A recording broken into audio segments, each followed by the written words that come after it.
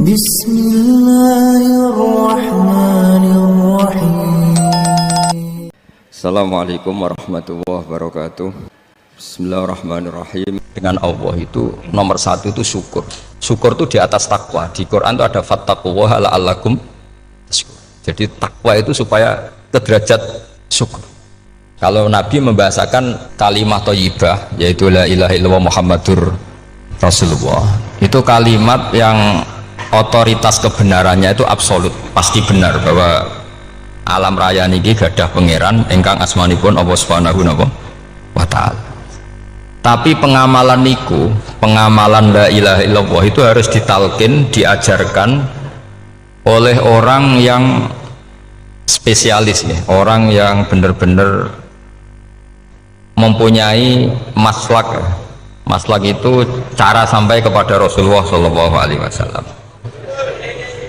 Kalau tersemut ketika Mbah Mun sering ngendikan ihdinas siratal mustaqim siratal ladzina an'amta 'alaihim. Terus uniknya di surat Fatihah itu, ya Allah tunjukkan kami ke jalan yang benar. Itu bukan sirotoka jalan jenengan, tapi siratal ladzina an'amta 'alaihim.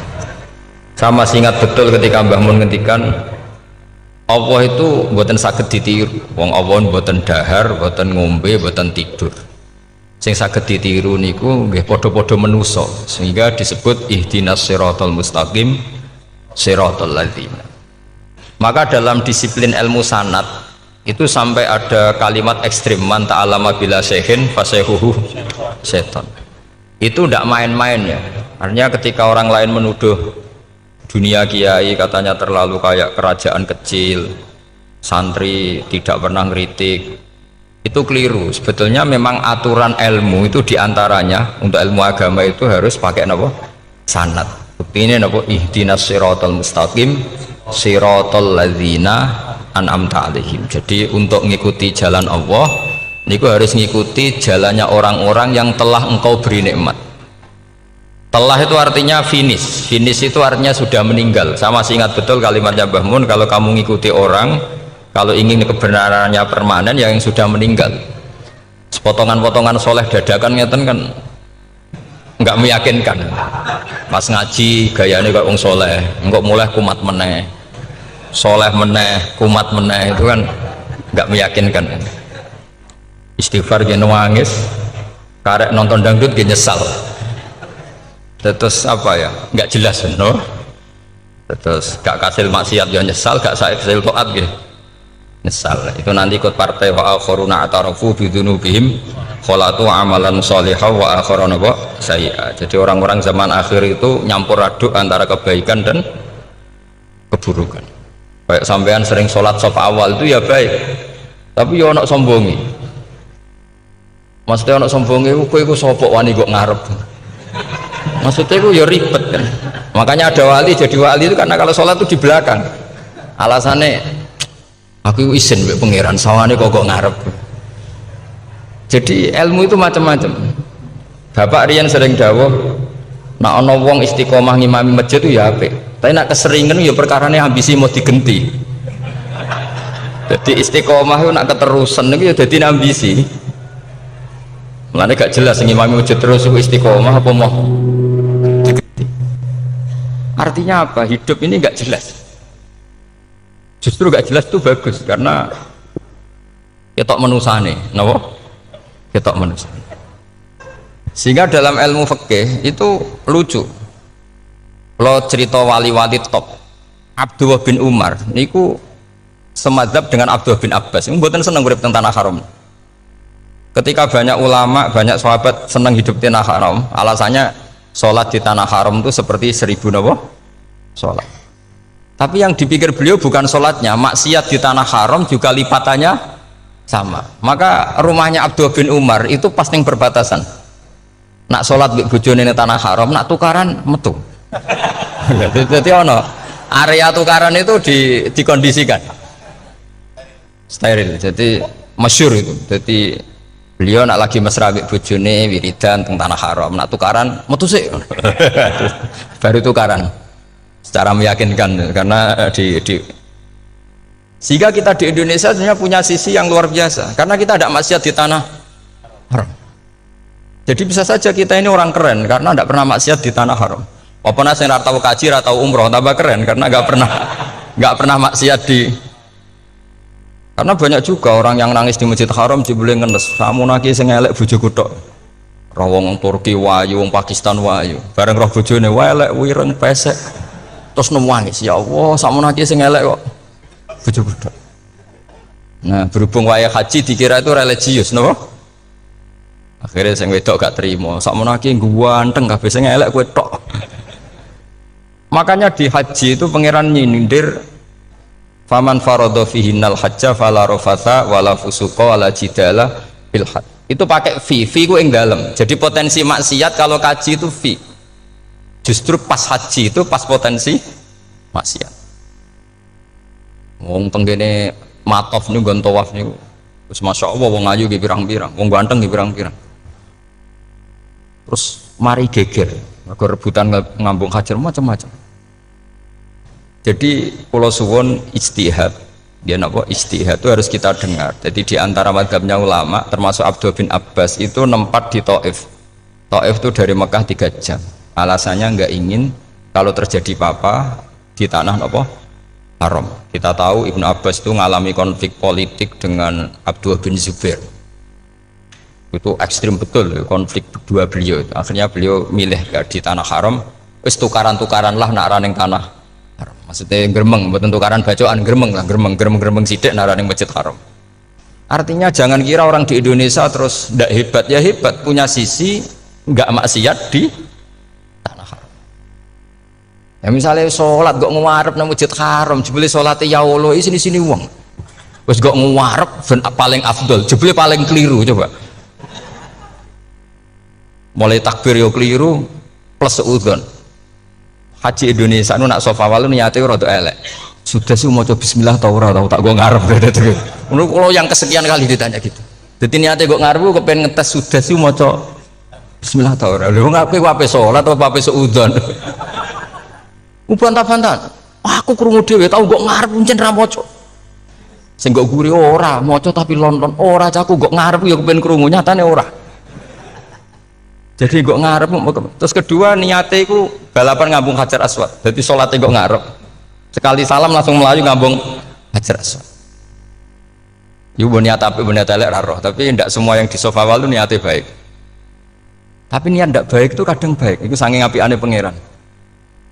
Kalau kenangan cerita dari Mbah Mun yang paling saya kenang itu gini. Dulu wono santri nakal. Ya jadi udah dulu tok saya gitu akeh. Tapi sawangannya cerita kan kudu dulu karena sejarah itu syaratnya harus diomongkan dulu. Jadi aku rada kecewa sejarah itu dulu ono santri nakal. Saya itu luwe akeh. Niku kepengen nginceng ninge mergo ning wayu. Niku dhisik jarang ning sepeda motor ngalor ngidul ning pasar Bangilan jarang. Dadi nek kepengen roh iku kudu dadi bakul banyu. Terus bakul banyu karena satu-satunya cara roh wong ayu kudu dadi bakul banyu. Nyamar. Jauhnya ngisine ning jero jeding. Ya kadang ya roninge rajil bapan macam-macam. Kiai ini wali tenan, bukan wali debutan, bukan wali senior lah, bukan wali betul. Nah sama saya jadi wali kan serono kuota wali, segelem ragelem jumlahnya supaya tetap ada terus diangkat nonton mawon wali. Itu bertahun-tahun. Kiai ini ngerti, seneng, mergo digratisi, dikai rego murah. Kiai ini ngerti, nah iku niat elek. Suatu saat gak ada perkembangan. Santri ini mulai gremeng karena nggak direspon. Diceluk begini. Dia bentuk anakku, nggih yai. Kowe sholat ning Masjid Haram sof awal 40 dino jamaah mbok sof awal. Nggih yai. Kok bar tak rapekno anakku. Nggih. Seneng sholat. Hari pertama ya demi dapat istri, hari kedua terus. Suwe-suwe ku ku nyaman. Betapa nikmatnya sujud, nikmati rukuk terus nyaman. Saking nyamannya itu berkebutuhan sholat di sofa awal, bukan karena cewek tadi. Barang hari ke-40 diparani begini ini. Aja mulai tak rabekno. Loh. Mboten saged, Mbah. Jare nek wis sholat 40 dina tak rabek. Oh mboten, sholat diterima untuk cawe tok. Mboten. Mboten. Ngenyak uang sholat diterima dijoli. Jadi orang nggak bener itu kadang ya jadi bener. Jadi wali kadang daftarnya lewat bakul banyu, terus kadang rodok delok wedok sithik-sithik, tapi nak pangeran ngangkat kira kurang coro. Jadi wali can iki. Akhirnya kiai ini sing nangis-nangis. Cung gelem lek cok kamu pede mantu wong. Iki gak gelem-gelem tenan. Ngenyak wong salat diterima dijoli. Wah, itu luar biasa. Terus malah ini ngaji ya, terus ngaji talqinul fikri bahwa pada akhirnya sing paling dhuwur teng hadhihi dar la ilaha illallah. Nah, saya punya cara untuk sampean supaya la ilaha illallahnya itu sah dan meyakinkan. Nah, cara hakim itu sah dan kitab yang sering dibaca Mbah Mun diantaranya untuk kalimat itu kitab Zadul Ma'ad. Iku nak nerangno la ilaha illallah niku luar biasa. Itu kitab kesayangannya Sayyid Abdul Al-Haddad. Beliau ngendikan di antara kitab kesukaan beliau selain Ihya itu kitab Zadul Ma'ad. Itu beliau kalau ngendikan bihadihi, ya maksudnya bihadil kalimah ussisatis samawati wal ardu. Jadi langit bumi dibikin. Jadi beliau mulai berpikir pertama gini, surga dibikin dengan segala kemewahannya itu bagi yang tasdek liman saddaqa bila ilaha illallah wa liman amana bila ilaha illallah. Neraka yang dibikin sebegitu ekstrim sampai anak wong dicemplung ngenteni 70 tahun lagi ceblok. Wah, itu serah kebayang carane gawe. Entakno bego kan itu. Jadi barang nak diceblokno ning neraka itu cebloke tok ngisor ngenteni pinten? 70 tahun. Makanya kemungkinan keluar dari neraka itu kecil. Agak untuk syafaat itu kecil. Wong wis ora iso kebayang kan. Itu pun diciptakan untuk yang menolak. Jadi surga dibikin ya lihadil kalimah, neraka dibikin juga lihadil kalimah. Jadi hadil kalimah itu mizan, ini ukuran. Yang nerima masuk surga, yang menolak masuk neraka. Hisab juga gitu, ada hisab itu ya karena kalimat la ilaha illallah. Orang kafir itu nanti tidak dihisab. Nah cara Ibnul Qayyim, adosnya nggih ngoten. Ulaikal ladzina kafaru bi ayatina rabbihim wa liqaihi fahabitat a'maluhum fala nuqimu lahum yaumal qiyamati wasna. Ya lucu tuh, masuk Fir'aun dihisab. Kan sekarang rokok kan, jadi hisab itu nanti itu yang nggak jelas-jelas. Makanya sama hati-hati itu potensi dihisab. Jadi yang jelas itu ada hisab. Masuk kaji Nabi dihisab kan tidak mungkin. Nabi Ibrahim masuk dihisab. Fir'aun masuk karena yang jelas surganya tidak dihisab, yang jelas nerakanya juga nggak dihisab. Dan nak sing pengajian yo teko, dangdutan yo teko lah ini yang ini yang itu. Ya itu hisab itu. Dulu biskop ya bayar, mlebu masjid ya bayar. Cuma ada biskop 10.000, nak ning masjid 2.000. Itu ya hisab itu nanti.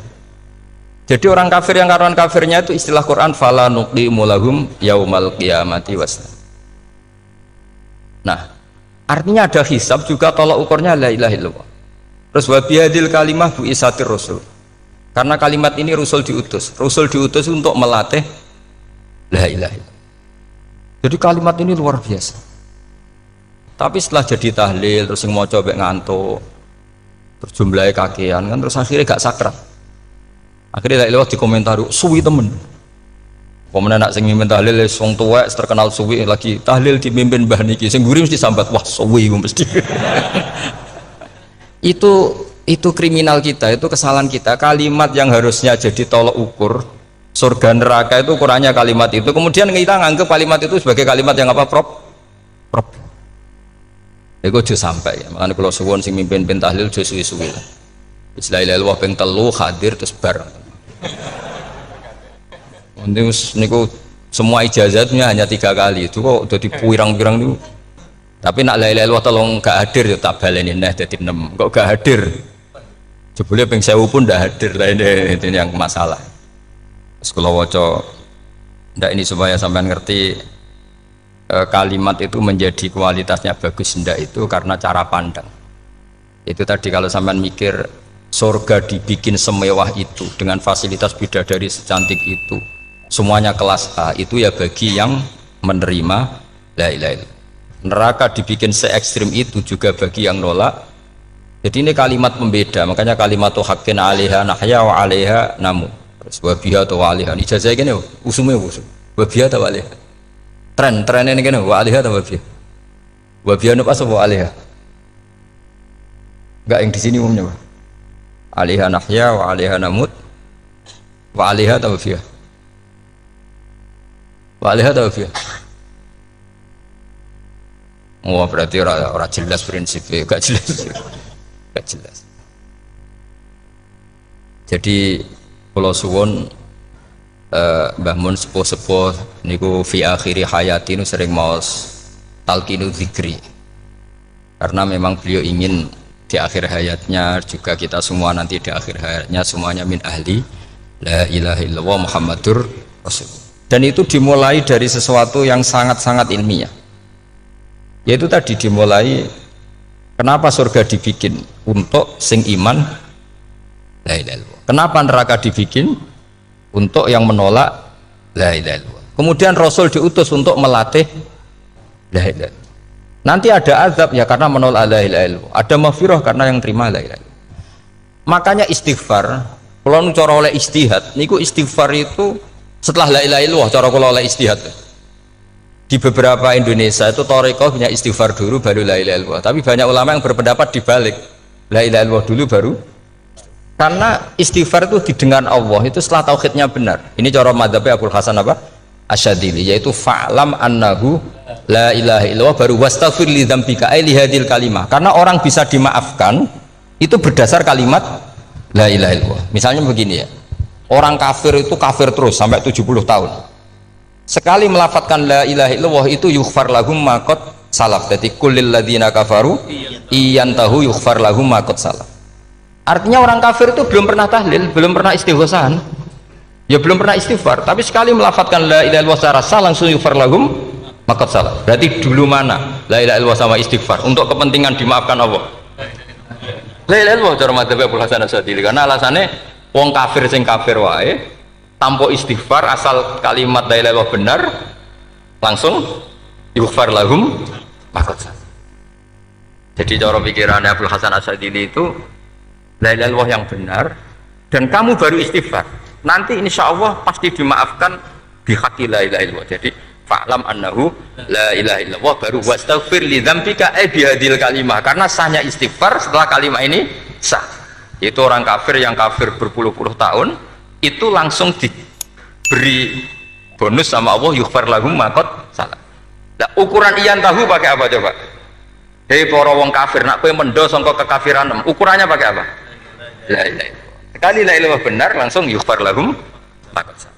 Makanya ketika ya Ja'far Shadiq, Sayyid Ja'far Shadiq beberapa lama arja ayatin fil Quran adalah qulil ladzina kafaru iyan tahu yughfar lahum ma qad salaf. Ketika mana kan abet siswa malaikat wong kafir 70 tahun Gusti mau celek lu pisan langsung jenengan sepuro mosok kalau imam tahlil buatan jenengan sepuro ya, tapi masalahnya nak malaikat tapi gue golek wajib lah gue semari perkara itu semari masalah kan bersora ikhlas itu mulai masalah nak sing gurih malah menang tapi kalau mau celek lu agak gremeng mergo kesuwen dan nak kesuwen wong gremeng sing dosa sing tahlil apa sing gremeng sing tahlil ya melok dosa mergo kesuwen, sing gremeng dosa wong kalimat thayyibah kok digremengi. Nah, terusno sing ngundang ya melok dosa pisan ribet kan. Ya ora ono fikih ngono ya ora ono. Maksudnya kalau cerita daripada rawan dosa ya mendingan la ilaha illallah sing ora gremeng. Carane piye? Sing mimpin ya sing fasih sing cepet. Insyaallah. Oh teng desa kula anggere muni tahlil ben Gus Wak suweneng kabeh, mesti cepet. Jamin mesti cepet. Kalau ya sering ngomong, aku cepet lah lu mati sing suwi ya. Mergo suwi mari dosa gremeng ya perkara. Lagi kan do sungkan mek kula. Nah teng adat masyarakat kan nggih sampai Gus sampai anak kiai kan sungkan dadi kiai-kiai sing tua-tua akhirnya melok cepet. Dan ini harus dielmoni. Saya ulang lagi ya. Sebetulnya dalam thariqah Syadziliyah itu la ilaha illallah dulu baru istighfar. Alasannya apa? Sihhatul istighfar itu ba'da sihhati la ilaha illallah. Jadi dia bawa nggih qulil ladzina kafaru iyantahu yughfar lahum ma qad salaf. Saiki intiha anil kufri, berhenti kekafiran dengan kalimat apa? La ilaha illallah. Itu langsung yughfar lahum ma qad salaf. Dan Allah ngendikan fa'lam annahu la ilaha illallah baru wastaghfir li dzambi. Ai bihadil kalim. Artinya gini, bisa saja istighfar kita itu tidak didengar Allah karena tauhid kita tidak pernah benar. Mau ngelafat notok tapi tauhidnya tidak benar. Maka terus dibutuhkan latihan-latihan dari ahlul ilmi, misalnya kayak Imam Sanusi, kayak Imam Asy'ari itu pelatihan-pelatihan la ilaha illallah dengan pemaknaan yang luar biasa. Misalnya begini, ambil saja la ilaha illallah itu dengan makna seperti ini, tidak ada sesuatu yang maujud kecuali disebabkan oleh yang super maujud. Alam raya ini, langit bumi ini kadung berstatus maujud, kan nggak mungkin yang maujud diciptakan yang tiada. Nak ngono mau hadhil maujudat khalaqaha wajibul wujud. Lah wajibul wujud ini yang bernama Allah Subhanahu wa ta'ala. Maka kualitas Anda iman tuh lebih tinggi. Selama ini kan enggak, orang no pangeran kecuali Allah. Terus Allah itu yang siapa? Ya Allah yang siapa itu harus kamu berani mensifati. Allah belum pernah menceritakan dirinya di Quran kecuali beliau dia mensifati zatnya. Saya adalah sing khalaqas samawati wal arda misalnya. Saya adalah zat yang begini. Karena itu dengan cara itu bisa dikenali. Ya, dengan cara itu bisa dikenali. Makanya Allah itu harus kita kenali, yaitu lewat ma'rifatullah. Ibadah tertinggi adalah ma'rifatullah. Ya, caranya ma'rifat tadi dimulai. Gak mungkin alam raya ini kemudian diciptakan oleh al-adam, sesuatu yang tidak ada. Pasti yang namanya maujudat diciptakan yang maujud. Karena maujud ini maujud pencipta harus super. Lah super itu bahasa Arabnya wajibul wujud. Karena pencipta harus awal. Gak mungkin Fir'aun itu Tuhan lahirnya di bumi, berarti dulu buminya ketimbang Fir'aunnya. Tuhan-Tuhan yang lain juga begitu, masa dulu buminya ketimbang Tuhannya. Makanya Allah pasti Tuhan betul karena bersifat awal, bersifat qadim. Nah, kalau kamu mulai latihan gitu, iman kamu itu bil bayyinah, dan syaratnya iman yang benar adalah bil bayyinah. Bayyinah itu jelas welo-welo. Makanya semua nabi memaklumatkan diri, qul inni ala bayyinatim mir rabbi. Lam yakunil ladzina kafaru min ahlil kitab wal musyrikin munfakina hatta ta'tiyahumul bayyinah. Jadi kamu harus punya otoritatif kebenaran sing sampai welo-welo itu layak balus syakka wal irtiyab, sudah agak bisa ragu lagi. Nah, saya khawatir kalau kita sudah tidak ngaji seperti ini, la ilaha illallah itu mau rutinitas. Pomene nek kasiat ribet meneh kan. Nak diwaca 1000 kasiat ngene, nak diwaca 2000 kasiat. Wah itu ngawur lagi. Saya itu kemarin ketemu banyak orang pintar lah di Jogja. Itu saya cerita, mereka tanya saya, Gus kenapa engkau jarang berdoa? Saya bilang saya itu sering berdoa, cuma mungkin Anda tidak tahu kata saya. Doa itu syaratnya harus setelah sihatil iman, imannya itu benar. Dulu ketika Gerwani itu kampanye komunis itu gitu, anak-anak kecil disuruh memejamkan mata, ayo kamu minta permen sama Tuhan. Ternyata nggak dapat permen, suruh memejamkan mata lagi, coba minta sama bu guru, terus dikasih apa? Permen. Oh berarti yang ada bu guru bukan Tuhan. Artinya apa? Kalau umat Islam ini Islam ini kamu jual dengan doa, kemudian doa dipakai tolok ukur Islam bener apa enggak, habis kan? Banyak orang ingin jadi Kapolri, jadi gubernur, jadi apa, ngundang orang-orang kondungo. Terus nyangoni akeh gak mandi, mesti dihujat deh. Dan sing dongo yang ngerti nak ra mandi, potongan wong seneng duit itu kan insya Allah ra mandi lah kan kira-kira gitu. Jadi korbannya itu Islam kalau terus menerus doa yang dipakai apa? Transaksi. Maka doa itu nomor 2 atau 3, nomor 1 itu ya iman tadi, ma'rifatullah itu nomor 1. Bukan doa, karena kalau doa dijadikan nomor 1 takutnya itu dipakai ukuran. Makanya ketika orang kafir minta sama Nabi, minta itu ya bahasa Arabnya doa, untuk mengubah Mekah jadi begini, untuk mengubah Mekah jadi makmur, jadi ada sungainya, roh. Nabi gak mau. Padahal Nabi kalau doa pasti mustajab apa enggak? Tapi andekan itu diturutin, maka ukuran iman selalu pakai doa. Dan itu bahaya jangka panjang, karena Nabi pirsa pengganti beliau-beliau kamu-kamu yang nanti doanya tidak mandi, itu bahaya, itu tidak prospek cara hitung-hitungan. Iya nak zaman Nabi donga mesti mati. Nak ketika era sampean, kena kiai tenan Pak. Kalau donga ana sugih, nak ora sugih kira kiai kan ribet. Mungkin dhewe kiai ora sugih kan ribet kan. Maka kita sebagai ulama itu punya hitung-hitungan. Nah, beda dengan pakai ma'rifatullah. Misalnya begini, ini contoh paling gampang. Orang kafir itu dulu mengukur kebenaran Muhammad. Mereka tentu manggilnya Muhammad. Muhammad, kalau kamu mengklaim bahwa orang mati bisa hidup lagi, coba mbah-mbah kamu yang sudah mati bangunkan. Kalau bisa berarti kamu benar, kalau ndak ya ndak. Pertanyaannya itu yang faktu bi abaina in kuntum apa? Sodikin. Pertanyaannya, ngukur kebenaran dengan cara itu yang bikin standar siapa? Nah, Nabi itu sempat terdesak karena itu dipakai ukuran.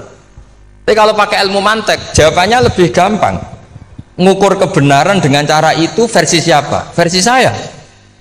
Kamu benar itu kalau bisa membangkitkan orang mati. Terus dari Nabi, ya kalau versi kamu ya kamu yang membangkitkan, nanti ditanya bareng-bareng. Loh ini kan kita seperti itu kan, kita sering. Artinya apa? Islam ini yang bisa mengawal hanya ilmu.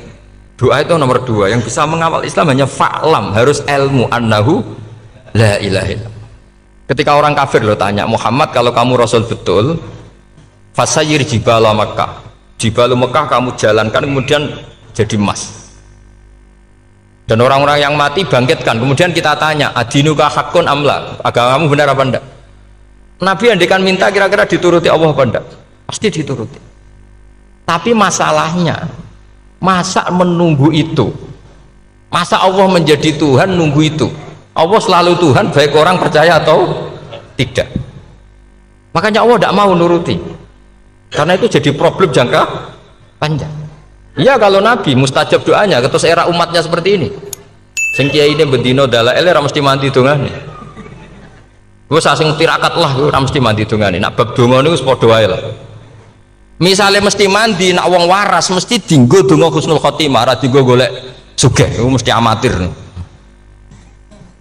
Nah masalahnya nek dinggo husnul khotimah bagi mereka yang kedonyan ya gak ngefek, dianggap tidak prospek. Panjang kan? Makanya itu pinternya Nabi nomor 1 itu al ilmu fa'lam annahu la ilaha illallah. Lagi wastaghfir li dzambi. Jadi kalau suwon kenapa ini cerita Mbah Mun, kenapa akhir-akhir beliau sering talqinu zikri, sering melatih zikir. Itu sirinya diantaranya bahwa kalimat ini harus menjadi kalimat super. Kalimat sing alaiha nahya wa alaiha namut wa alaiha nub'ats atau wabiha nub'ats insyaallah taala minal. Ya itu tadi, kita sebagai kiai itu ikut menjaga ini, jangan sampai kalimat ini membosankan. Tahlile suwi barbar segitu ono sing nyoal la ilaha illallah Muhammadur Rasulullah lane kurang panjang, wakaf Taurat terus panjang. Bahwa agama ini dimulai hatta ta'tiyahumul bayyinah. Jadi sesuatunya harus benar-benar sampai jelas.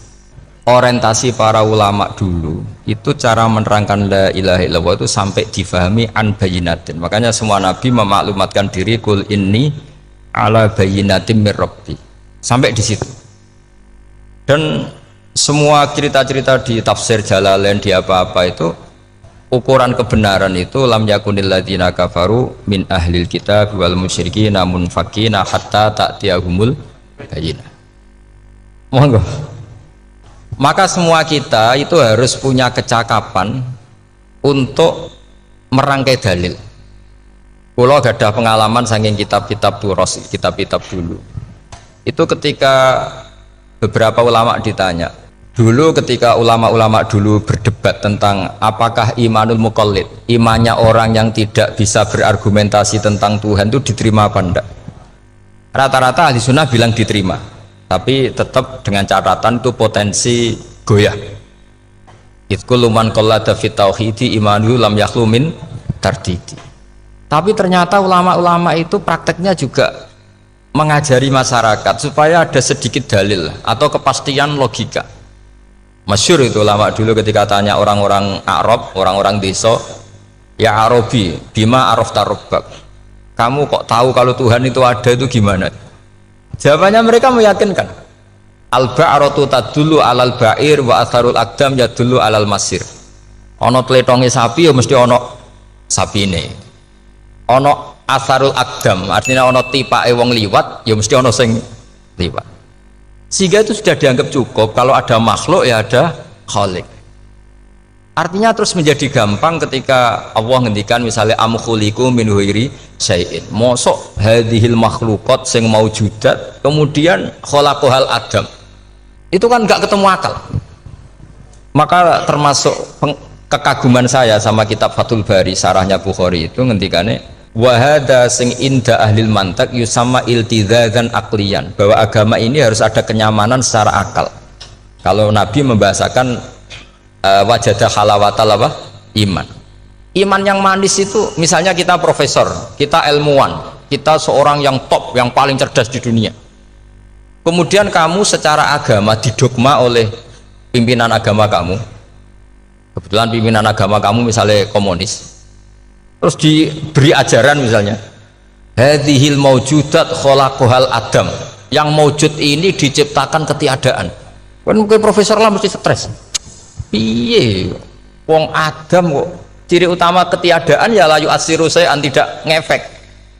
Bandingkan dengan misalnya kita goblok lah, petani lah, wong paling goblok lah misalnya diajari bumi ki ono mbah wonten, terus sing gawe bumi ono ya ono, wong barange ono kok sing gawe ra ono. Lebih gampang, itu cara Fathul Bari.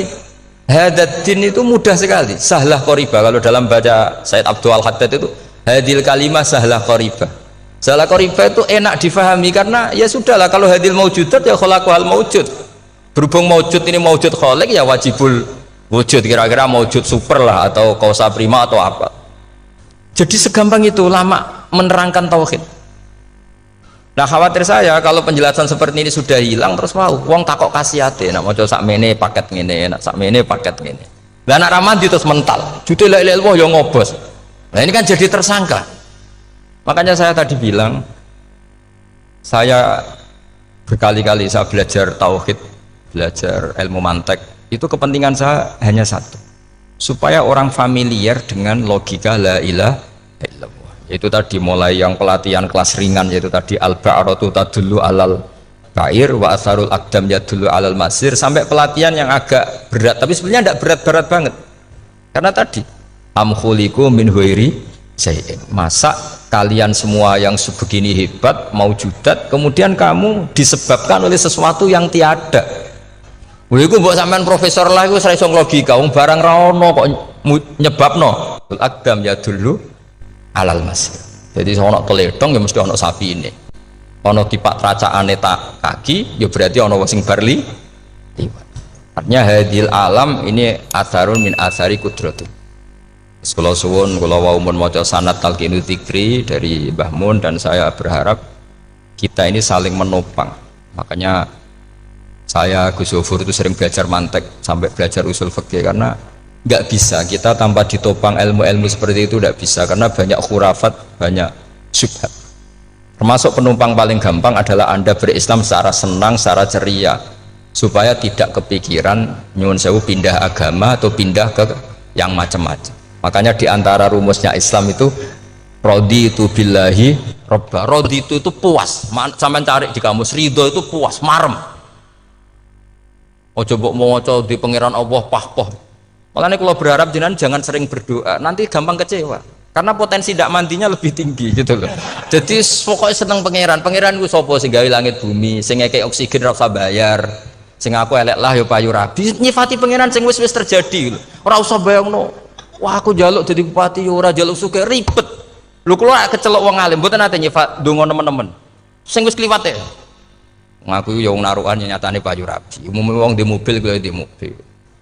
Umumnya wong bingung ya sering melok bingung, sudah sebetulnya. Lho kok sampean kok ora top ya coba. Wong melarat sekolah ya ora tamat, ya tetep oleh menghirup napa oksigen. Presiden seneng jadi presiden, kowe ngopi untuk utangan ya wis semeneng. Semula ra diusir bojo ya wis semeneng. Sebenarnya seneng itu gampang. Mbok yo nyifati pangeran sing wis gampang-gampang lah, kayak di Quran-Quran itu nyifati Allah itu. Soalnya alhamdulillah alladzi atamani wa saqoni, aku melarat lah nyatane kelar mangan. Ya sudah yang gampang-gampang. Lah sampean ndak kakian donga ben sugih. Kula bolak-balik cerita, kula nanti dilani wong elek. Rayu elek sowan kula. Kula kenangan terbaik saya dadi kiai gini. Gus kula dongakno dadi sugih. Tenane, Mbak? Nggih, tak critakno. Nak bojomu iku sugih. Sing pertama ditoto apa? Omah Gus ya, omah ditoto. Suwe-suwe mobil ditoto Alphard. Terakhir sing dievaluasi ku sampean. Omah wis apik, mobil wis apik, sing elek apa? Bojomu mesti sampean kena evaluasi. Iku wis mesti ya. Akhirnya Srasito. Jadi kalau nu nate bully tiang terbaik lah. Kenangan saya terbaik jadi kiai ini gini. Akhirnya Iya Gus. Kan gak mungkin omah suwapi, mobil suwapi. Coba yang kamu evaluasi apa tuh? Mulai artinya sudah lah, tidak usah kepengen itu dikurangi lah. Hubungan kita dengan Allah itu mensifati itu insya Allah pasti lebih indah. Ya misalnya kita Islam ya alhamdulillahilladzi hadana li hadza ma kunna linahtadiya laula. Sudah, tapi sekali sampean mikir, sak rewangi Islam yo mesti mlebu swarga. Oh, mesti kena was-wase setan tak jamin. Sak rewangi salat yo mesti swarga. Tapi nak sampean alhamdulillahilladzi ja'alana minas sajidin wasyakirin aman. Maka alhamdulillah itu kalimat paling keren. Makanya da'wahum fiha subhanakallahumma wa tahiyyatuhum fiha salam wa akhiru da'wahum alhamdulillahirabbil alamin. Jadi pokoke ngoten. Sore pura usah kakek jaluk, karena potensi tidak mandi itu tinggi. Sama ndak kutub, ndak ahdal, ndak abdal, ndak apa saja. Yes dongo umume wong-wong lah. Dunia hasanah, fil akhirati hasanah, wa qina adzabannar. Hasanah bobi artine pokoke hasanah. Pokoke hasanah fil akhirati ya hasanah. Nek ra iso hasanah ya rabi itu jenenge hasanah, pokoke sementing. Karena kula niku pengalaman dadi kiai, suangger wong kok kakean donga, mesti kakean ngeluh. Ya karena potensinya tidak mandi. Jajal saya mendung apa jajal. Selama ini kan, yuk mapan yo ora tau mapan, yuk suga yo rakus. Wis diparingi cara pangeran wis maringi, jebule sampean ingin lebih. Makanya saya mohon sekali. Jadi hubungan dengan Allah itu nomor satu itu syukur. Syukur itu di atas takwa. Di Quran itu ada fattaqullaha la'allakum tashkurun. Jadi takwa itu supaya ke derajat syukur. Karena tadi lah, cobalah dilatih. Saya pernah ngecek orang yang sekarang dugem menikmati maksiat dengan orang yang takwa mensyukuri tidak maksiat, itu nikmatnya itu masih tinggi nikmatnya orang yang syukur karena berhasil meninggalkan maksiat. Makanya kamu yang syukur, bengi-bengi seradih duit ning kamar wudu, bariku ngelamun jujuk esok. Yes, alhamdulillah gak maksiat. Kira usah bayangno terus tahajud, qiyamul lail iku para habaib, para ulama itu kira ramakome lah seperti itu. Terus ramakome. Tangi turu seradan tempiring wis alhamdulillah. Pokoke sing gampang-gampang ya. Dan itu memang ajarannya Nabi. Jadi Nabi itu kalau bikin ajaran itu orang sing asbaha aminan fi sirbi, pokoke mu'afan fi badani indahu kutu yaumi faka'an nama khizat lahu dunya bi hadafiriha. Jadi bayangkan ini man asbaha aminan fi sirbi, ngontrak ya ora diusir sing di omah, kumpul mertua ya ora diusir mertua, kumpul bojo ora diusir bojo, aminan fi sirbis, mu'afan fi jasadis, urip nak guyu do banter wis bengak-bengok. Indahu kutu yaumi dina iku iso mangan. Iki faka'an nama khizat lahu dunya bi hadafiriha. Anggap ae kowe itu sak donya. Lha wong paling sugih gawe kolam renang paling 100 meter persegi. Kowe ndelok laut renang sak kapoke. Pokoke urip ku sing gampang itu. Kok senengane repot to? Senengane repot. Pokoke kula kepengin niku jenengan syukur lah. Pokoke lho nggih malah niki pokoke niki kampanye syukur lah. Pokoke karena tadi coba yang biasa donga-donga itu dikurangi lah. Syukurnya dulu yang lho sampean tak arani. Doa yang mandi itu dimulai apa? Asana Allah. Tinggi mana doa dengan syukur? Syukur. Nabi itu kalau berdoa itu nyifati Allah panjang sekali. Alhamdulillah hamdan katsiran terus wa hamdan wa fi ni'amahu wa yukafi mazida ya rabbana lakal hamdu kama yanbaghi li jalali wajhika azimi sultanik la nuhsi sana'an 'alaika anta kama athnayta 'ala nafsik antal muqaddim wa antal muakhir. Wus panjang. Sampean kan gak muqaddimah suwidi. Dongane sing wis gak dia 13 kalau kan sering mau ikhya itu kalau muji pangeran itu sampai lupa Imam Ghazali saking panjangnya. Sama delok donga-dongane Nabi itu kalau muji Allah itu panjang sekali dongane sithik nak jenengan muqaddimah alhamdulillahirabbil alamin sampai angob pas donga ya Allah ya Rabbana temenanan blas gak dia 3. Jadi saya mohon sekali, agama ini harus bifarohin wasukurin. Kalau dungo yang paling kalau kenang sama yang Mbah Mun gini, us farihi namuna amin. Pokoknya kita itu, pokoknya senang. Makanya kalau suwun lah. Pokoknya beragama terus senang. Rodi itu bila Eropa, rodi itu kalau anak maknanya marem lah, marem di pangeran Allah itu marem. Atau Sayyidina Ali lah. kafani izzan antakuna li robban wa kafani fakhran an akuna laka abdan. Pun Gusti entek bangga kula dadi manusa mergo pangerane jenengan. Cara di pangeran Firaun kan yo ribet wae. Wis mati tenggelam dadi ton. Terus wa kafani fakhran an akuna laka abdan. Kula nu seneng banget mergo dadi kawulane jenengan. Misale dadi kawulane presiden ya iso coplok. Kawulane menteri kadang ketangkep KPK. Kawulane wong sugih kadang bangkrut. Ribet kan? Makanya beliau ngendikan kafani izzan antakuna li robban wa kafani fakhran an akuna laka napa abdan. Terus niki kula radi provokatif lho. Semergi zaman akhir sampai pandemi ngeten wis ra syukur wis ribet. Setelah saya jadi kiai dan penelitian, saya itu berkali-kali didatangi dokter, tentara, juga polisi. Mereka sering bilang gini, Gus saya ini dokter negeri. Saya ke NTT, ke Papua, karena saya muslim, berkebutuhan Islam, maka dibikinkan musola, dibikinkan masjid. Kalau kiai tidak bisa, bikin sendiri urunan mau narik siapa. Gitu. Mau narik tarikan di jalan yang mau nyumbang siapa. Tapi kalau kebutuhan negara karena tugas negara ya difasilitasi negara dan tidak dianggap misionaris karena negara. Begitu juga di beberapa negara yang non muslim kayak di Argentina, di Venezuela itu ada masjid, ada kajian Islam ya karena duta besar dan itu aparat negara. Disinilah kearifan para ulama berkoalisi dengan umarok dengan makna yang positif bahwa agama ini harus ditopang umarok, sistem negara. Tentu di situ ada tentara, ada polisi, ada macam-macam. Kita sebagai kiai juga nggak berdaya di depan para bandar narkoba apa-apa kalau nggak ada BNN. Kita mau apa dengan korupsi kalau tidak ada KPK? Sehingga kearifan para guru-guru kita, mulai Mbah Maimun, bapak saya sendiri, NU, Muhammadiyah, semua ormas-ormas Islam itu pasti maulah kerjasama. Karena kita siapa ya? Kalau tidak kerjasama. Dan di antara pesan Rasulullah SAW adalah yaduwahi ma'al jamaah. Jadi apa ya, kebersamaan itu sudah berkah. Fa inna yaduwahi ma'al jamaah. Jadi berkah. Lalu kenapa saya kalau ngaji bawa kitab? Ini agak sebetulnya itu lazim. Lazim itu suatu yang harus. Tapi karena kelamaan mubalek itu tidak pakai kitab. Seakan-akan bawa kitab itu yang aneh. Sebenarnya aneh mereka. Karena begini logika simpelnya ya. Umat Nabi ini berhak dapat apa coba?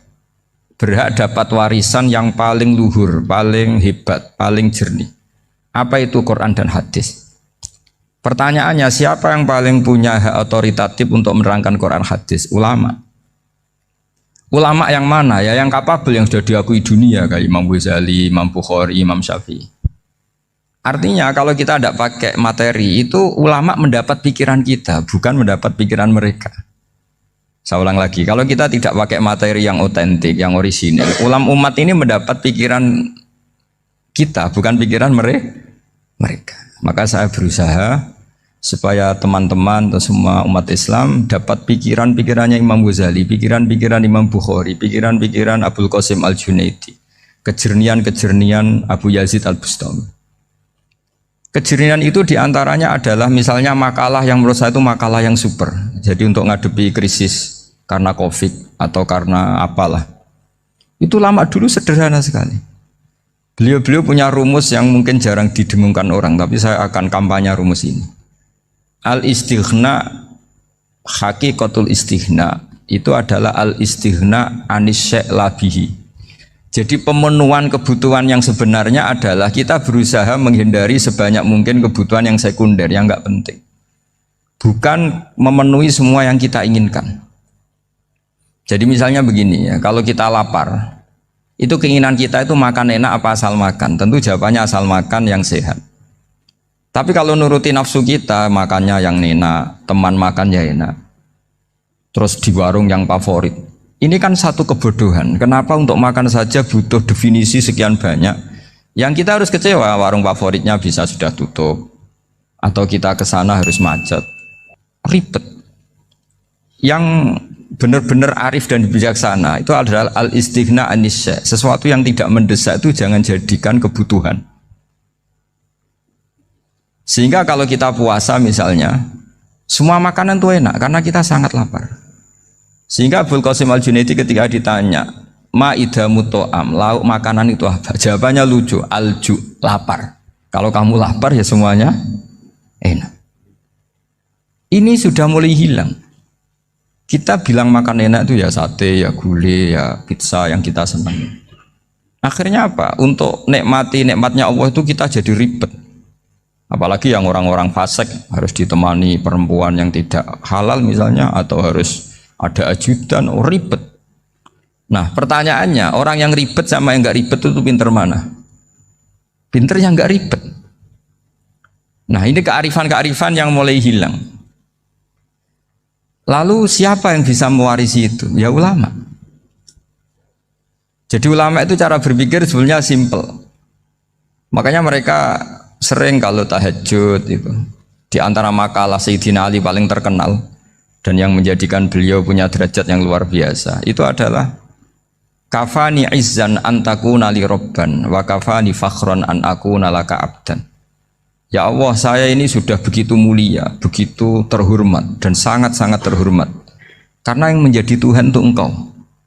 Jadi rumus pertama itu karena menjadi Tuhan itu Engkau. Hanya Tuhan yang abadi, Tuhan yang pertama, hanya Tuhan yang al-awwal. Coba ya Allah, kalau saya ini punya Tuhan Fir'aun, punya Tuhan mati jadi tontonan lagi, itu kerennya di mana coba? Andaikan kita punya Tuhan Fir'aun, atau punya Tuhan yang asal usulnya manusia, apapun hebatnya manusia itu, kita punya Tuhan manusia itu. Tuhan yang lapar, yang kalau nggak makan mungkin pingsan, mungkin bisa kena COVID, nanti Tuhannya diisolasi, kayak apa? Makanya ketika Tuhan Allah menyindir ketuhanan selain Allah itu, Allah hanya menyindir dengan kalimat sederhana, karena yakulanit to'am, yang kamu tuhankan itu masih makan. Artinya kalau nggak makan ya lemes. Jadi lama-lama ada orang gini, alhamdulillah tadi Tuhan mampir ke saya, kelihatannya lapar, setelah tak kasih makan sehat lagi. Susah nggak punya Tuhan yang seperti itu. Beda dengan Tuhan kita, Tuhan yang nggak butuh makan, nggak butuh minum, al-qayyum, zat yang berdiri sendiri tanpa butuh yang lain, al-awwal. Sebelum ada langit bumi sudah ada Tuhan kita yaitu Allah. Bandingkan dengan Tuhan-Tuhan yang dipertuhan yang lain, yang adanya setelah bumi, misalnya Fir'aun dan sebagainya.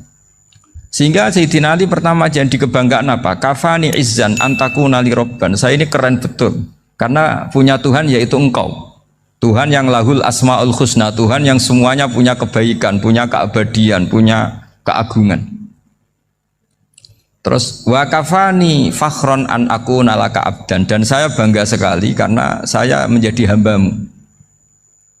Kalau saya jadi hambanya Pak Rektor ribet kan, sudah tak hormati ternyata nanti tidak rektor, ya kan ribet kan.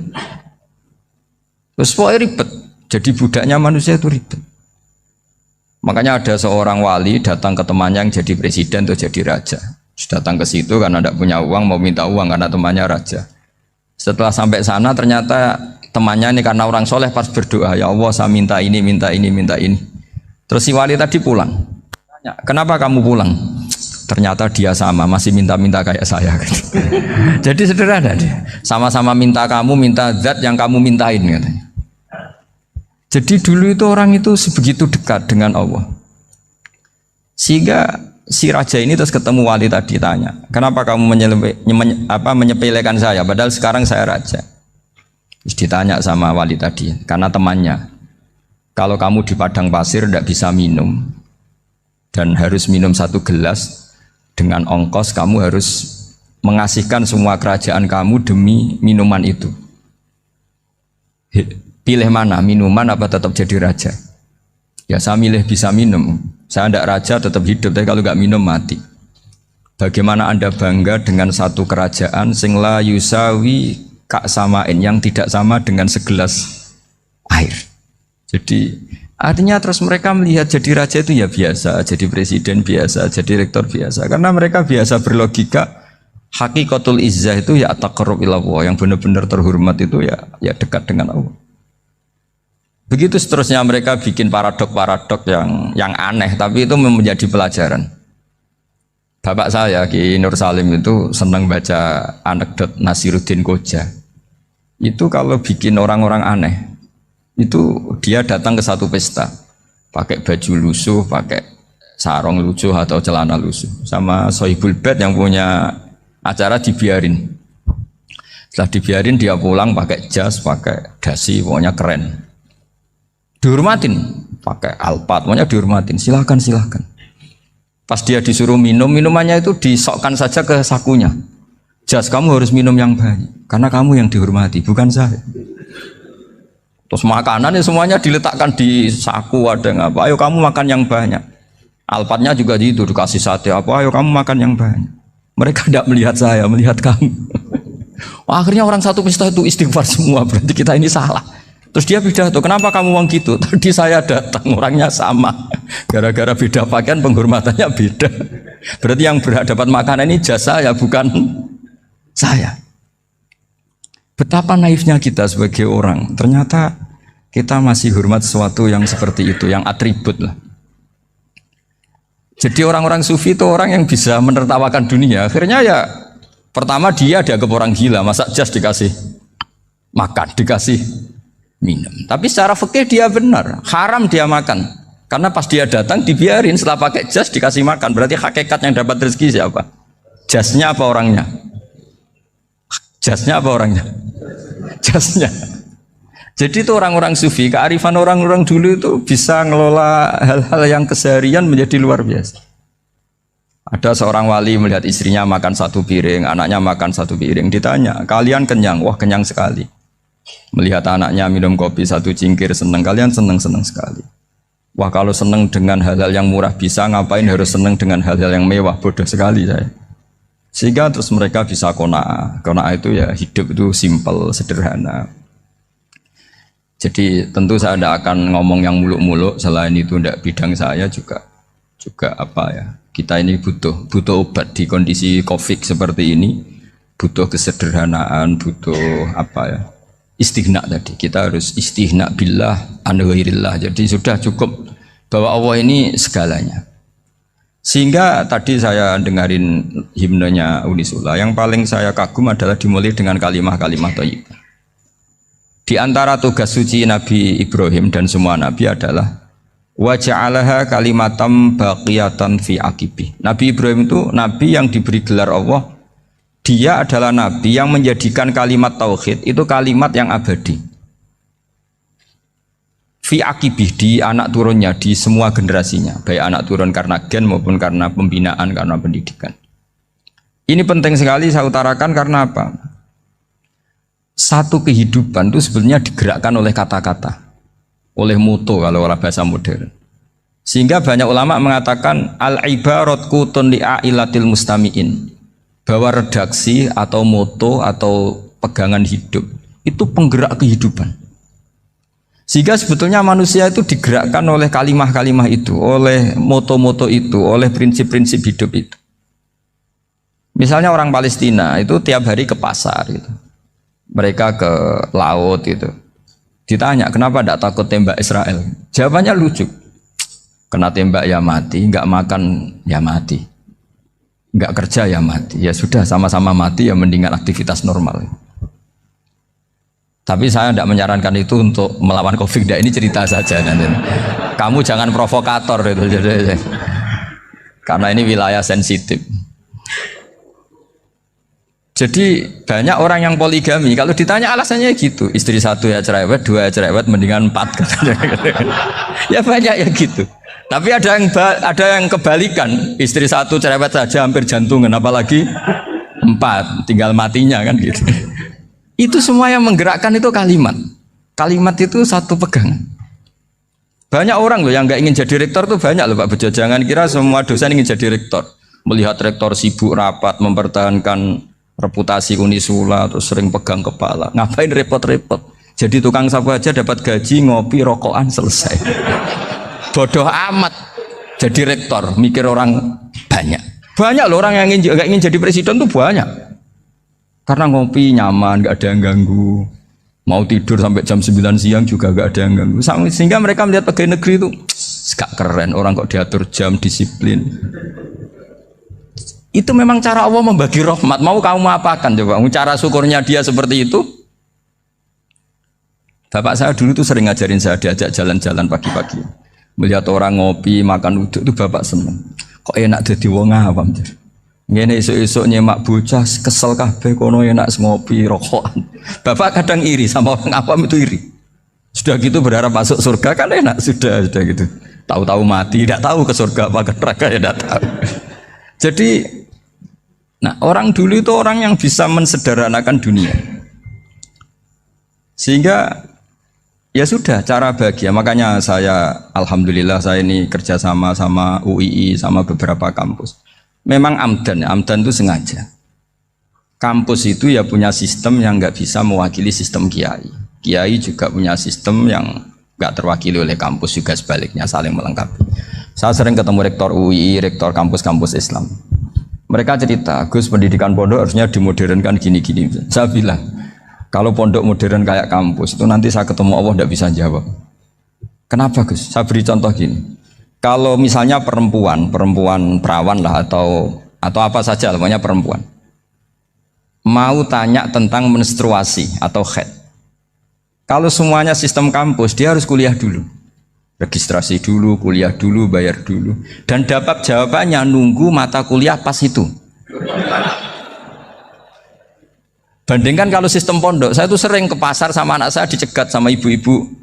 Gus, anak saya ngalami gini-gini, keluar darah terus menerus, nggak 6 hari tapi 1 bulan penuh. Itu hukumnya apa Gus ya? Nanti saya mau sowan ke jenengan. Nggak usah sowan, di sini aja. Ya sudah, sebelum mengeluarkan darah yang rutin seperti itu biasanya haidnya berapa hari? 6 hari, ya sudah ikut yang 6 hari, yang lainnya istighatsah. Ngoten tok Gus, ya udah ya. Begitu terus di masalah udhiyah, Pak. Ya coba kalau semuanya pakai sistem kampus, daftar dulu, bayar dulu. Jadi ini nggak ada jawabannya, nunggu mata kuliah itu, baru dapat jawaban. Itu biasa nggak sholat bertahun-tahun karena belum ada jawaban tentang itu. Nah itu kalau misalnya orang mati, tahunya cara apa memulasara jenazah itu nunggu kuliah dulu, pas mata pelajaran itu dulu, baru menangani orang mati. Berarti orang mati itu tergeledak semua. Tapi kalau kiai kan enggak. Kesini orang mati terbakar, kalau dimandiin malah badannya copot-copot, itu gimana hukumnya? Ini ada orang mati Gus Kendat, ini disolati apa enggak? Ada orang mati apa itu oplosan ya, itu disolati enggak? So sering ditanya gitu. Gak usah registrasi Pak Rektor, gak usah registrasi, gak usah daftar, gak usah seminar. Makanya kalau orang kampus wani kiai itu ya kualat tenan gitu, karena ini yang on time ya. Tapi pondok seperti saya ya ikrar seikrar-ikrarnya. Pentingnya kampus karena melatih efisiensi waktu, disiplin, tata kelola manajemen, sehingga kita ya hormat. Tapi tadi kita harus saling melengkapi, sehingga saya tunjukkan ke publik bahwa saya hormat sekali sama polisi, sama tentara. Coba kita bisa apa ngadepi bandar narkoba kalau enggak polisi? Bisa apa coba menjaga NKRI kalau enggak tentara? Begitu juga ya sudahlah, kita memang fa inna yadallahi ma'al jamaah, kita berkah itu kalau bersama-sama, tidak bisa kita sendiri. Nah lalu orang kayak saya itu ya beberapa kali sebetulnya saya itu ditawanin jadi doktor honoris causa apa. Kekhawatiran saya satu Pak Bejo, takut pas nggak punya uang itu dokter gak di duit kan gak pantas gitu. Jadi repot gitu, daripada beban lah sudah lah nggak usah dokter. Jadi kalau nggak punya uang ya pantas, terus kalau ngebis ya pantas. Suatu saat kalau mati nggak ada yang hadir ya pantas, nggak dokter gitu. Kalau sudah dokter kok masuk neraka, dokter kok masuk neraka, kayaknya apalagi rektor kampus Islam kok masuk neraka itu kan kok kayak nggak pas itu. Misalnya rektor Unisiola ditanya mungkar nakir nggak bisa kan, kayak gimana gitu. Makanya harus sering ngaji saya supaya nggak malu di depan mungkar nakir. Masa rektor ditanya mungkar nakir nggak bisa. Harus berani bentak, ini saya rektor loh Pak mungkar nakir. Masa kalau wali-wali dulu berani.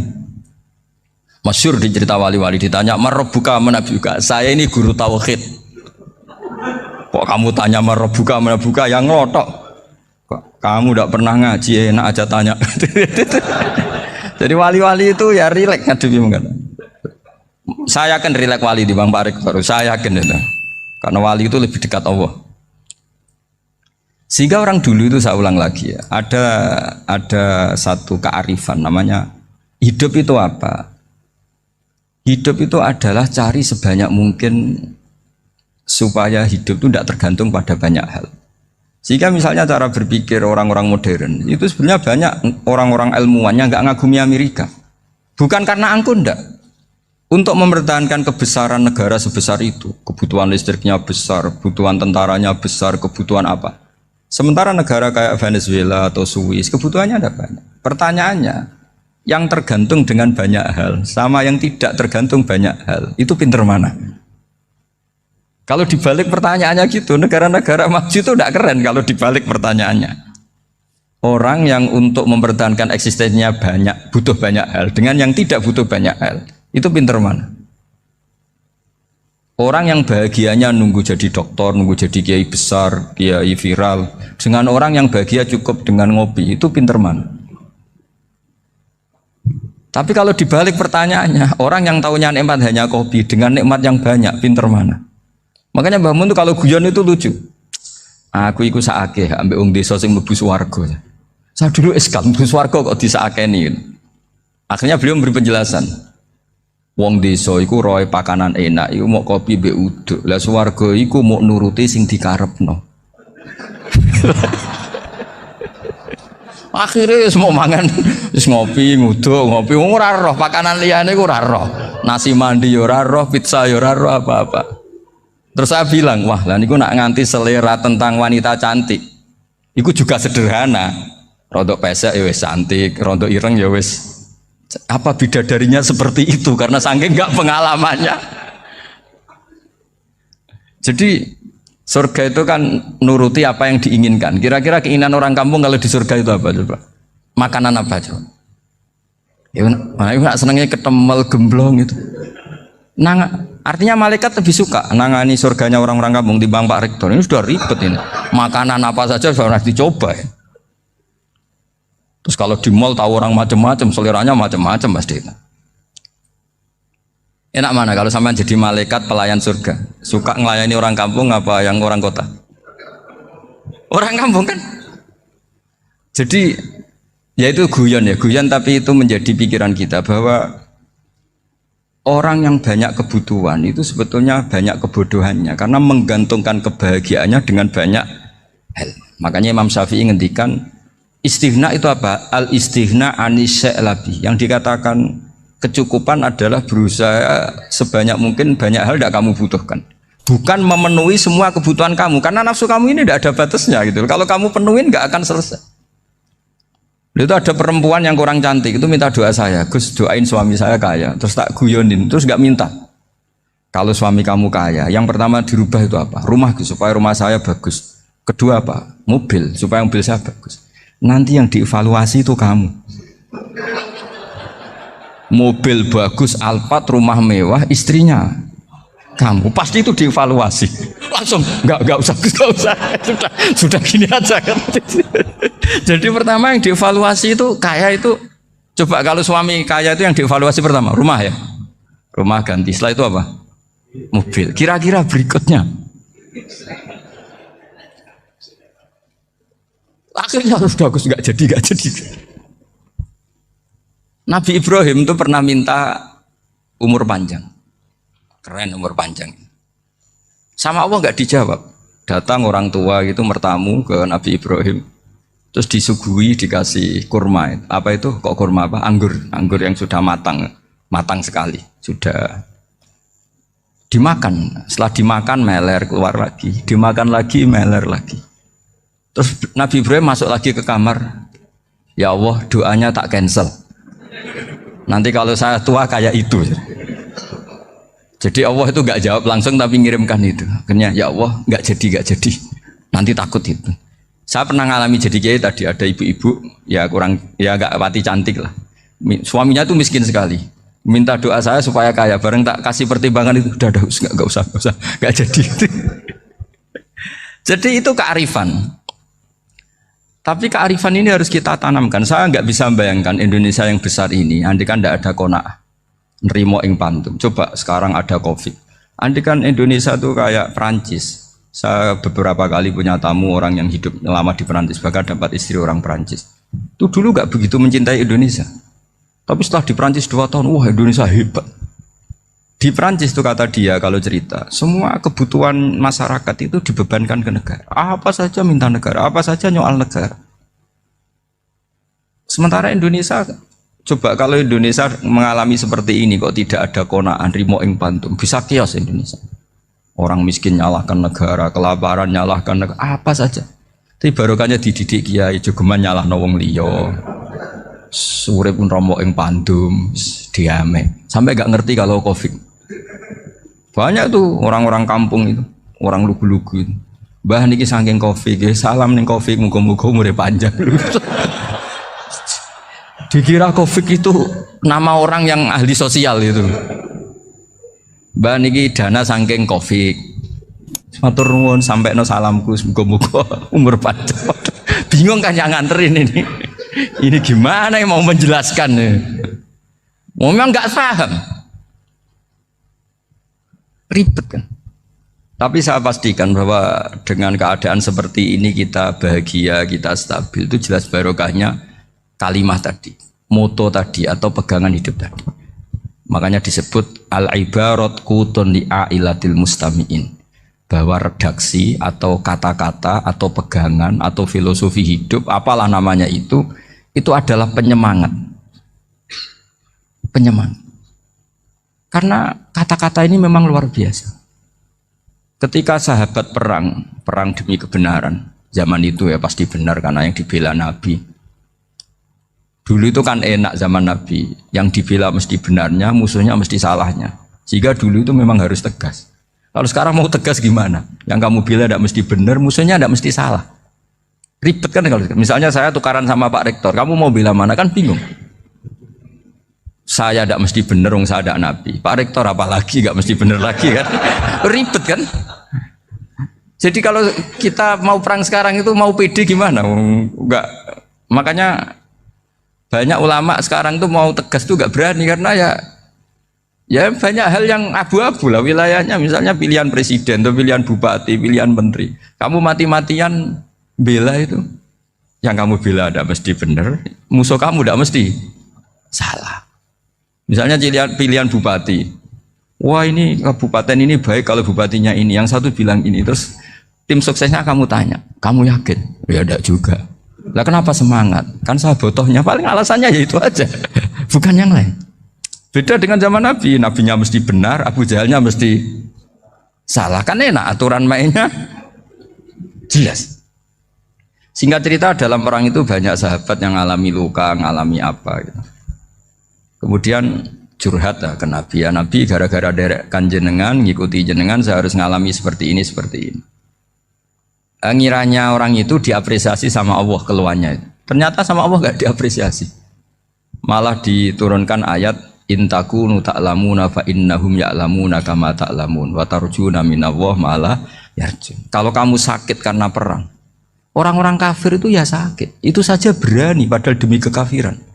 Wa tarjuna minallah malah yarjun. Padahal kamu punya nilai lebih yaitu berharap kepada Allah yang mereka tidak punya. Saya jadi kiai itu ya kadang mangkel. Karena yang benci ya benci, yang seneng itu ngel-ngel loh kayak Pak Bejo. Jadi semuanya ribet. Nah iya, yang benci ya ganggu, yang seneng ya ganggu, tambah nemen. Seribet. Tapi kalau sudah ingat bandar narkoba, mereka berhadapan dengan polisi, kadang ditembak karena kesalahannya terlalu fatal. Antar persaingan mereka juga bisa tembak-tembakan karena merebut pasar narkoba. Itu saja mereka berani. Kok kita yang jadi kiai kadang dicium tangannya, dihormati gak berani, hanya takut apa ya, musibah-musibah kecil atau problem-problem kecil. Lah iya, kalau kita bandingannya gitu. Kalau kamu mau tahajud kedinginan, itu masih nanti dihisap Allah itu gitu. Maling ayam itu keluar malam-malam, hanya dapat ayam. Itu gak takut dingin. Ya gak takut digebuki masa. Kamu mau tahajud saja takut dingin. Makanya nanti hisapnya orang soleh itu nanti dijajarkan orang dolim. Terus diperbandingkan. Wah itu habis kamu kalau itu. Jadi misalnya Unisola mau rapat, tapi ini malam, kalau malam dingin nanti sama masuk angin. Wah anak-anak pang di perapatan aja berani kamu. Kalau sudah perbandingannya gitu tuh ribet kita nanti. Makanya itu kalimat itu moto atau filosofi hidup. Sehingga diulang lagi nasihat itu. Iyam saskum korhun faqad masal qoma korhum mislu. Kalau kamu kena luka, orang-orang yang nggak benar juga akan kena luka. Itu aja berani demi ketidakbenaran. Masa kamu demi kebenaran nggak berani? Akhirnya orang itu, ya itu kalimat, itu heroik. Makanya kita ini penting ya. Makanya tadi himne Unisula dimulai kalimat thayyibah. Karena kalimat ini yang menjaga kita kalimat ini. Misalnya tentang Tuhan.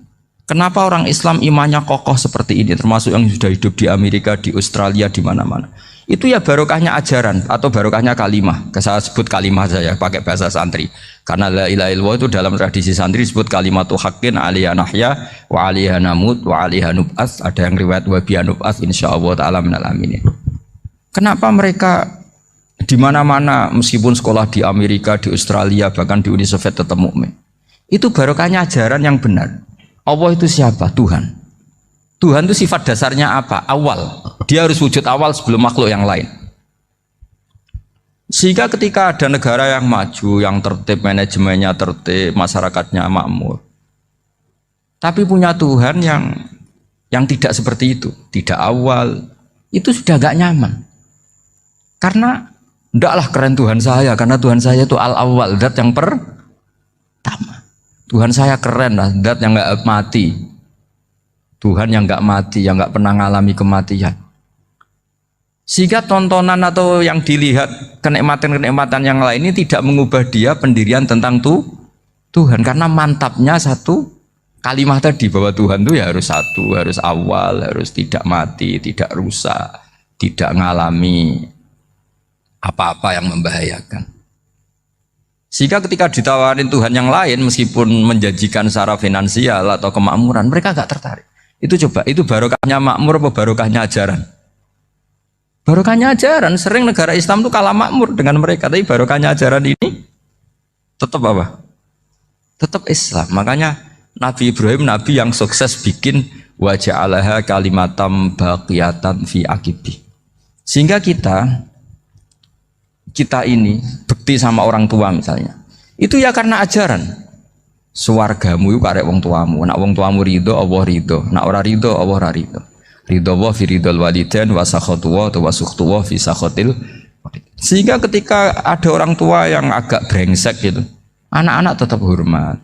Punya orang tua yang miskin, yang sudah miskin, tukang tombok nomor, banyak kan di kampung gitu. Ya tetap hormat. Coba kalau dari awal kita ngajari orang tua kamu hormati ya, kalau baik, kalau tidak usah. Bisa geger Indonesia. Tapi barokahnya ajaran-ajaran itu Indonesia tertib karena ada ajaran. Nah ini di sini ini pesantren dan Unisula semua harus berkontribusi membuat ajaran yang benar itu adalah ciri utama Islam. Sehingga Islam ini dimulai dengan ajaran kalimatu haqqin alaiha nahya wa alaiha namut. Sehingga kita tenang seperti ini. Saya ini termasuk kiai yang tenang. Meskipun kata orang banyak saya ini kiai besar, tapi termasuk kiai yang paling tenang. Termasuk yang paling tenang. Karena saya ini pakai mazhab orang-orang hebat. Saya berkali-kali cerita, orang kayak Imam Syafi'i itu orang yang luar biasa. Saya berkali-kali cerita, orang yang tadi nyium tangan kamu ya Imam Syafi'i, di belakang tuh ngerasani kamu, menghujat kamu. Jawabannya enak saja. Berarti saya alhamdulillah orang yang wibawa. Buktinya di depan saya nggak berani. Jadi enteng saja. Diceritain sebagian kampung, sebagian separuh dari warga kamu itu nggak suka kamu. Ya bagus lah nggak suka saya, nggak akan utang duit saya. Di mana-mana orang utang tuh karena teman dekat. Kalau nggak seneng pasti minimal nggak utang, nggak pinjam mobil, nggak pinjam apa. Berkah mana yang seneng sama yang gede? Jadi dianggap enteng saja. Semua yang dialamin dianggap enteng saja. Misalnya punya istri pemarah, ya baguslah marahin suami. Kalau marahin tonggo malah ribet. Jadi kamu harus terima kasih kalau dimarahin istri. Baguslah marahin saya mah, kalau marahin tonggo ribet. Jadi enteng saja. Tapi kita sekarang tuh karena nafsu ya, sehingga menghadapi hidup ini ribet. Ulama dulu kalau mau mati itu senengnya bukan main. Sudah lama saya ini ingin gak maksiat. Kayaknya gak maksiat paling efektif itu mati. Ya tidak apa-apa Gusti, kalau sebaiknya mati ya mati aja. Enteng saja. Jadi melihat kematian itu akhir dari segala keburukan atau potensi keburukan. Apapun baik kita sekarang, suatu saat mungkin kita nggak baik. Yang bisa menghentikan ketidakbaikan atau potensi ketidakbaikan itu apa coba? Mati kan? Berarti mati itu mengerikan apa menyenangkan? Mesti kamu tidak berani menjawab. Meskipun secara ilmu kamu berani, tapi secara rasa agak berani kan? Saya ulang lagi ya, yang bisa menghentikan keburukan atau potensi keburukan itu apa coba? Apa? Kematian. Berarti kematian itu menyenangkan atau menyusahkan? Apapun kamu tidak berani jawab karena kamu agak-agak duniawi itu kelihatannya. Tapi secara ilmu, kamu tahu kan kalau mati itu tidak buruk-buruk banget. Karena apa? Itu akhir dari segala keburukan. Sehingga Nabi ngajarkan kalimat itu begitu luar biasa.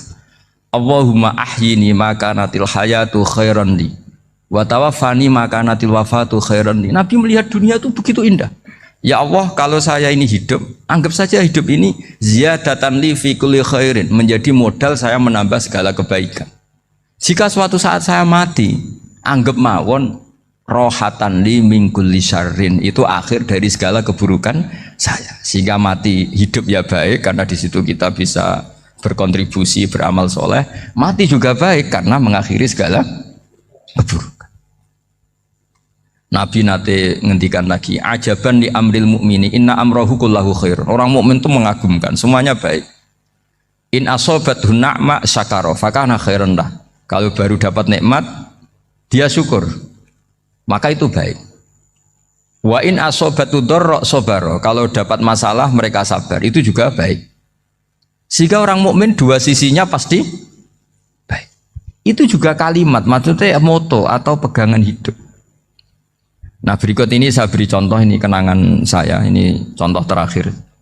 Masalah jadi orang terkenal maupun tidak. Di sini dicontohkan Imam Ghazali di halaman 367 di kitab saya 367, juznya 3 di kitab Ihya Ulumuddin. Di sini beliau cerita betapa untuk menjaga ikhlas sebaiknya orang itu tidak terkenal, tidak syuhrah, tidak terkenal. Oke, itu kita sepakat ya, karena kalau terkenal mungkin orang dipaksa publik dengan tanda kutip untuk selalu berbuat baik, tapi karena jaim lah, jaga image atau apa. Tapi ketika dibalik pertanyaannya, kamu rela yang terkenal itu orang nggak benar, sementara yang orang benar itu nggak terkenal. Lalu masyarakat tahunya yang tidak benar. Kalau pertanyaannya dibalik gitu, orang baik wajib terkenal enggak? Kalau pertanyaannya dibalik seperti itu, dokter yang benar tidak terkenal, yang malpraktek terkenal. Kamu ingin kondisi seperti itu? Gak ingin kan? Kampus yang bagus gak terkenal, kampus yang bagus gak terkenal, yang gak bagus.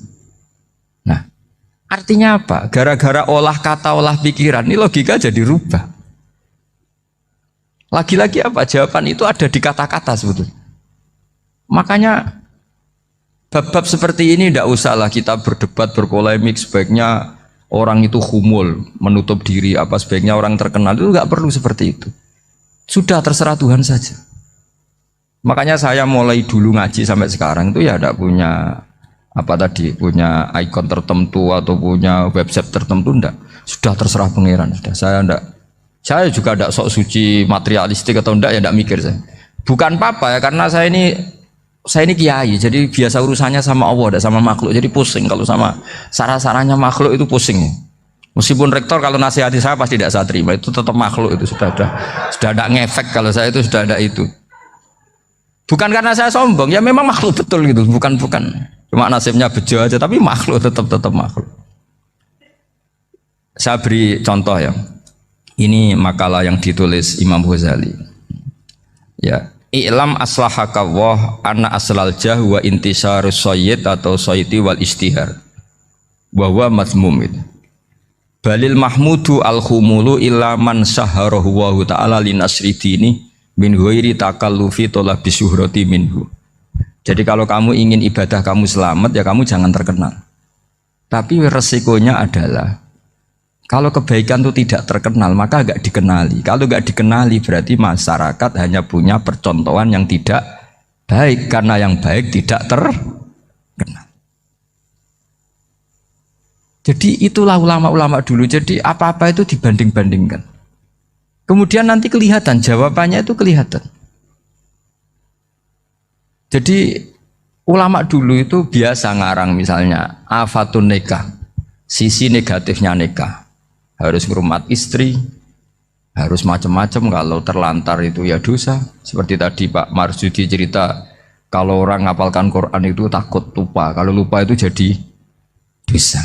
Pertanyaannya, kalau semua orang takut lupa, takut dosa, semua orang nggak hafal Quran karena potongan-potongan lupa.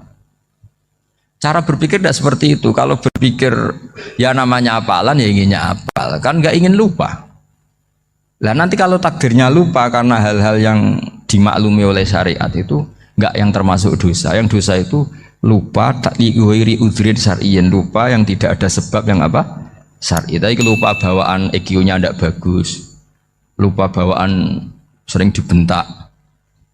Oh itu nggak masalah karena bawaannya orang tertekan itu ya lupa. Coba kamu hafal Quran, terus punya kredit jatuh tempo, pas hari itu aku yakin nggak cerdas sudah. Itu bawaannya orang tertekan tuh pasti lupa. Jadi ya saya teruskan ya. Jadi terus ada makalah yang sangat bagus sekali tentang itu. Saya baca ya. Wa yadullu ala dzalika anna Allah azza wa jalla amaral anbiya'a bi idharil amali lil iktida wa khassahum bi mansibin nubuwah. Wala yajuzu ayyudhanna bihim annahum khurrimu afdhalal amalen.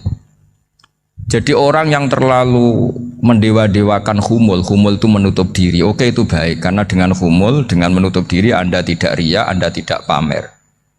Tapi kata Imam Ghazali, kamu juga harus ingat, di antara syaratnya Nabi itu harus mengumumkan kalau beliau itu seorang Nabi. Harus memaklumatkan kalau beliau seorang Nabi supaya bisa diikuti. Caranya sholat harus diumumkan, sehingga Nabi itu mengatakan harus jamaah. Karena dengan cara jamaah itu bisa shollu kama ra'aitumuni usolli. Coba kalau Nabi sholatnya nggak diperlihatkan, kamu harus sholat yang benar. Caranya gimana ya Rasulullah? Itu rahasia. Bingung nggak kira-kira? Bingung nggak?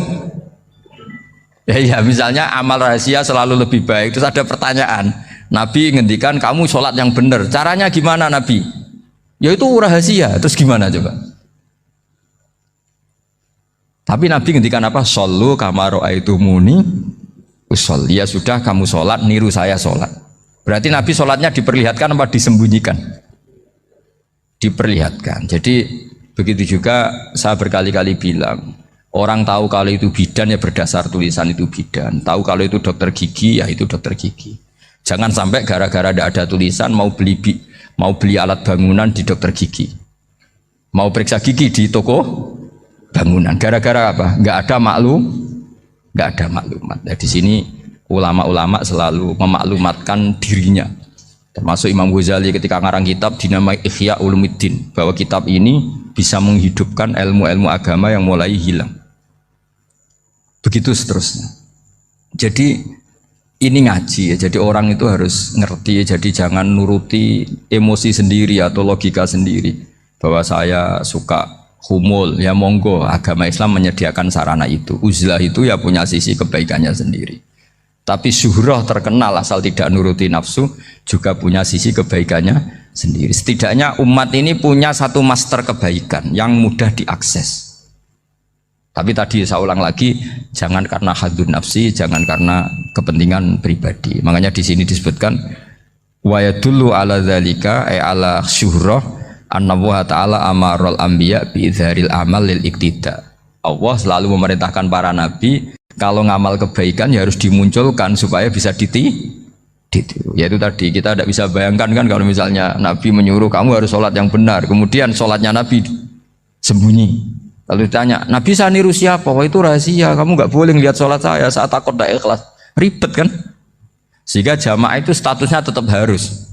Nah bedanya harus ini ulama berpendapat harus yang apa? Fardu kifayah. Tapi fardu itu maknanya harus. Tapi bukan berarti kalau nggak jamaah sholatnya nggak sah, nggak. Tetap tapi statusnya jamaah itu tetap apa? Harus. Nah barokahnya harus ini orang yang baru sholat, sholatnya langsung benar karena ada yang diikutin. Coba kalau mantan dukun baru sholat terus sholat sendiri, itu mesti mirip mantra itu. Karena dia tidak ada master percontohannya. Tapi barokahnya ada master, orang paling bodoh pun kalau sholat ya benar, karena standar ada komandonya, ada imamnya. Sehingga Imam Ahmad malah berpikir keras, syarat sahnya sholat itu harus jamaah. Cara pikirannya Imam Ahmad keras sekali beliau.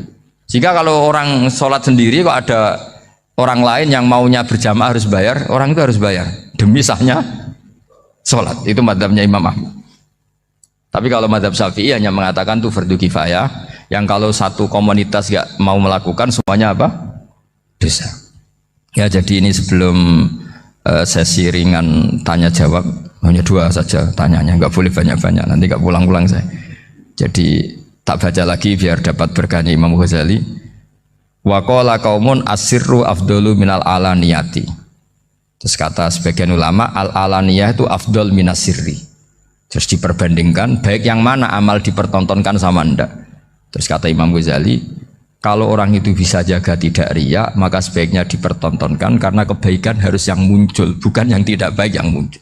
Makanya ketika memaklumatkan diri sebagai ingin jadi generasi khairah ummah, itu kalau diterjemah itu kan wow, khairah ummah, umat terbaik. Itu kan kayak agak angkuh. Tapi nggak apa-apa, itu nggak apa-apa. Masa kita kampanye siap degradasi moral kan ya lucu kan, masa jualan gitu kan ya lucu. Kita memang ingin mengkhidmati ummah, berbakti dengan umat, membantu supaya jadi generasi khairan apa? Ummah. Tidak apa-apa dimaklumatkan supaya dengan itu umat punya sarana. Oh kalau ingin jadi khairan ummah kuliah di sini. Jangan lalu enggak gitu. Ya sama kita dokter, maklumatkan saja dokter gigi, dokter kandungan, dokter bedah. Sehingga orang kalau mau bedah ya jangan ke dokter kandungan. Jadi barokahnya maklumat ya. Jadi saya mohon sekali ini, saya sendiri sebetulnya orang yang nggak siap terkenal sebetulnya, tapi ya sudah terserah Allah saja. Kalau itu cara Allah menyebar kebaikan, ya monggo. Pokoknya kita tawakal saja sama Allah Subhanahu wa Ta'ala. Assalamualaikum warahmatullahi wabarakatuh.